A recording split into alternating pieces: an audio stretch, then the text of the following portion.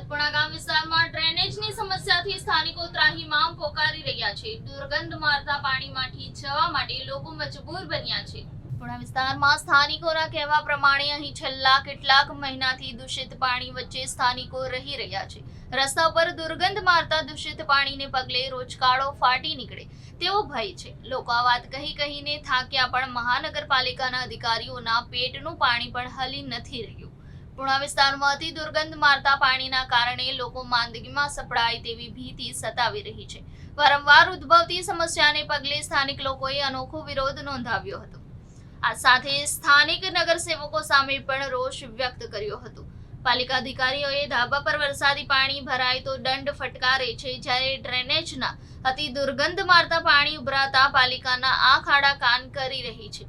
વારંવાર ઉદ્ભવી રહેલી સમસ્યાનો કાયમી નિકાલ કરવા માંગ કરવામાં આવી છે। જી શું આ 6 દિવસથી સતત અમારે ગટર ઉભરાય છે અને આ ગટરનું પાણી જે અમારે ની પાછળ સંતોષી કુપા સોસાયટી આવી છે તો એમની અંદર બધું જ પાણી ત્યાં આવે છે, ખરાબ પાણી। અને જરા તરા પણ જો અમારા ધાબા ઉપર પાણીની ટાંકીને હોય છે, જરા પણ લીકેજ હોય તો તરત આવી અને 500 રૂપિયા 1000 રૂપિયા એવા મસ્ત મોટા દંડ ફટકારી જતા હોય છે।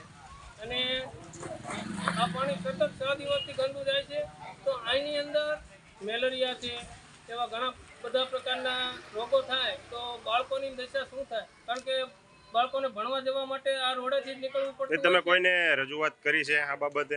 હા, એસએમસીમાં 5 થી 6 વાર કમ્પ્લેન કરેલ છે પણ કોઈ આવતું નથી। વચમાં શનિ રવિ આવી જાય છે અને શનિ રવિ આવે તો આ લોકોને શનિ રવિ હોય તો મરી જાય તો મરી જવા દેવાના। જી શું સમસ્યા છે આપની? અમારે ગટરની સમસ્યા છે। આ 6 દિવસથી આ ગટર ઉભરાય છે, અહીં કોઈ ડોકું કાઢવાય નથી આવતું અને ઘરના આંગણા લગીને પહોંચી ગયું છે ગટરનું પાણી। બાળકોને હાલવા ચાલવામાં બહુ પડે છે ખબર, અને મેલેરિયા ઝાડા ઉલટીના વાહરા બહુ થાય છે।